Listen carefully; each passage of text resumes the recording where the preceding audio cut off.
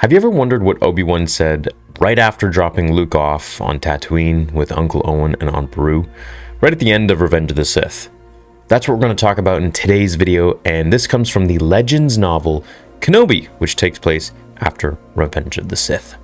So, from the book, there is an excerpt where Obi-Wan is actually, he's speaking to Qui-Gon. It's like his letter to Qui-Gon, but in his head. And at this point, Qui-Gon still isn't reaching out to him. He's not talking to him. Yoda hasn't fully taught him how to commune with Qui-Gon. And these are all things I believe that we may learn in the Kenobi show, which takes place 10 years after Revenge of the Sith. So this is definitely this book fills in the gaps between Revenge of the Sith and the Kenobi show. However, it's Legends, so it doesn't really count anymore, sadly, but it is a good book. So I want to go over what he was saying to Qui-Gon, and it's pretty damn interesting, and I think it's stuff that we could definitely touch on the Kenobi show when it does come out. So here we go. The package is delivered, he says to Qui-Gon. I hope you can read my thoughts, Master Qui-Gon. I haven't heard your voice since that day on Polis Massa when Master Yoda told me I could commune with you through the Force. So at this point, still, Qui-Gon Jinn has not reached out to Obi-Wan, even though he reached out to Yoda and he was speaking to Yoda. If you don't remember when Yoda was meditating? And Bail Organa comes in while Padme is giving birth and Obi-Wan's attending to her on Polis Massa. That was the planet. That was actually supposed to be a scene with Qui-Gon Jinn and Yoda, where Qui-Gon is speaking to Yoda. You can find the deleted scene on YouTube where you get the stand-in for the ADR, the audio for it, where there's a voice speaking to Yoda. However, it's not Liam Neeson. And you actually get the full script in the Revenge of the Sith novelization by Matthew Stover, which was signed off by George Lucas. He read it and he was very, very meticulous about everything. So it hasn't been since that moment that Qui-Gon has reached out to anybody, I guess. Or at least not to Obi-Wan. And he does later in the book, but we won't see that until later. You'll remember that we decided I should take Anakin's son to his relatives for safekeeping. That mission is now accomplished.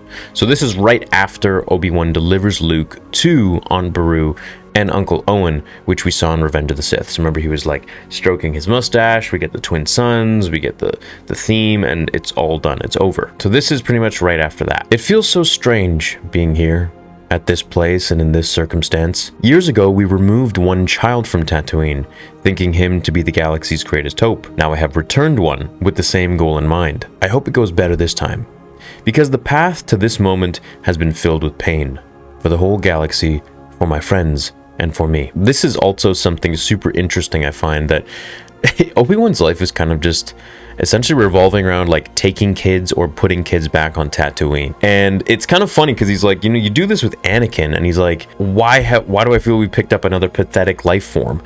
And he just didn't really care at that point. Of course, it was young Obi-Wan. He wasn't really empathetic to Anakin's situation, but he did grow older and mature. However, now he's doing the exact same thing, just a little bit in reverse, with Luke, putting Luke on Tatooine. Whereas, he took Anakin before, and both were supposed to be sort of the heroes of they were supposed to essentially fix the galaxy. Anakin being the chosen one and Luke being the chosen one's son, and restoring order to the galaxy again. Another thing I'd like to talk about regarding Obi-Wan is that he has seen a lot of pain, and this is something that he's talking about in the book to Qui-Gon, and I'm wondering if we're going to touch upon this in Kenobi as well. Now, he's seen his master die, he's seen the love of his life die, Satine Kryze, he's seen his brother die, Anakin Skywalker, and he's seen the entire Jedi Order, all of his friends be wiped out from the betrayal of Anakin and the man who essentially duped him to the dark side, which is Darth Sidious, Palpatine, who they were working under the entire time. And still, Obi-Wan remained in the light side of the Force. Obi-Wan is a very, very legit Jedi. I still can't believe the Jedi Order is gone, and the Republic, corrupted and in the hands of Palpatine, and Anakin, corrupted as well. The holovids I saw of him slaughtering the Jedi younglings in the temple still haunt my dreams, and shatter my heart into pieces over and over again. This is amazing. I think something that really needs to be seen in the Kenobi show is how tormented Obi-Wan is now that Order 66 is, well, still going on, but kind of big part of it is done. All of the things that Obi-Wan has to deal with now that he has major PTSD, not just from the Clone Wars, but from Order 66 mainly. And, everything that Anakin did, this was his best friend. This was his, almost like his son, like his brother, and he saw him, killing younglings, killing his own Jedi friends, his own mentors, fellow Jedi Padawans, knights, masters. It must have been very tormenting for him, and I'm actually pretty excited to see how he deals with all of that torment, because it is very relatable in life to a lot of people. But after the horror of children's deaths, a child may bring hope as well. It's as I said, the delivery is made. I'm standing on a ridge with my riding beast, a Tatooine Eope. Looking back at the Lars homestead, Owen and Beru Lars are outside, holding the child. The last chapter is finished, a new one has begun. This is literally as he is leaving that scene in Revenge of the Sith. It's picking up right there. I'll look for a place nearby, though if I hang around too long, I half expect Owen will want me to move someplace else, farther away. There may be wisdom in that. I seem to attract trouble even in such a remote place as this.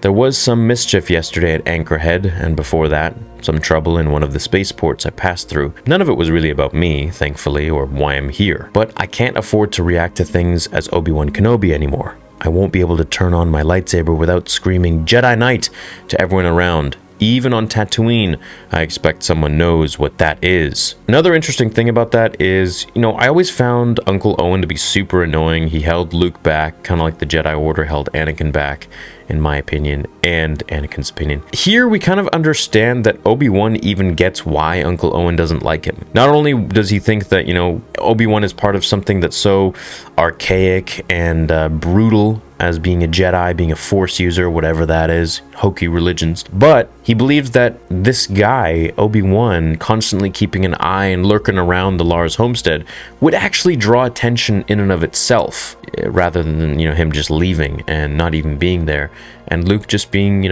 Uncle Owen and Aunt Beru's kid, because no one would know the wiser. So this will be it. From here on out, as long as it takes, I'm minding my own business and staying out of trouble. I can't play Jedi for this world and help save the other worlds at the same time. Isolation is the answer. The city, even a village like Anchorhead, runs at too fast a pace. Out on the periphery, though, should be another story. I can already feel time moving differently, to the rhythm of the desert. So right here, if the leaks for Kenobi, and turn away from this video if you don't want to hear the leaks. If the leaks for Kenobi are true, where he goes off-world trying to save Leia, it completely just retcons his original thoughts, which is what George Lucas signed off on for the Kenobi book, right here, where he says, I'm minding my own business and staying out of trouble. I can't play Jedi for this world and help save the other worlds at the same time. Isolation is the answer. So while it does completely retcon sort of the Legends novel, I'm okay with it. I'm okay with it and not okay with it. As a purist, I feel like I'm not okay with it, but as someone who wants to see more Obi-Wan and wants to see the story progress, and I don't want to watch an episode or a season of Kenobi where he's just stuck on Tatooine like Boba Fett was the whole time, I'm down for it. I want to see some different worlds, and I definitely do want to see a fight of him and Vader again. As much as I know that really does go against a lot of their verbiage, where it's like, the last time I left you, I was but the learner, now I'm the master. However, I'm going to make a video on that too, because there are some contradicting things and some things that George left in that dialogue that, unbeknownst to him, I'm sure, actually opened up the possibility for Obi-Wan and Vader fighting again, which would make a lot more sense. And I'm on the fence about it, Let me know what you guys think about Obi-Wan leaving Tatooine if those rumors are true, because it definitely does go against what George's original plans for Obi-Wan was. The city, even a village like Anchorhead, runs at too fast a pace. Out on the periphery, though, should be another story. I can already feel time moving differently, to the rhythm of the desert. This means essentially that the world there is different. It doesn't really revolve like how the galaxy does around the Republic, or the Republic around the galaxy. It's its own galaxy. Tatooine is like its own freaking place. It is so far away from things. It's so just rooted in Hutt land and Hutt territory that it might as well just be in a completely different galaxy altogether. Yes, I expect things will be slower. I'll be far from anywhere and alone, with nothing but my regrets to keep me company. If only there were a place to hide from those. Damn. So if they go along anything according to what George signed off on for the Kenobi novel, this is going to be an extremely dark show.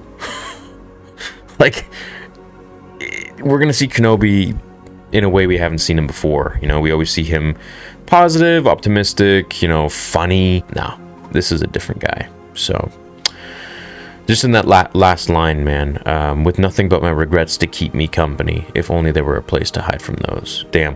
So anyways, and even through all of that, he still remains a Jedi. He still remains hopeful. He still remains Obi-Wan Kenobi, much like Luke in Legends.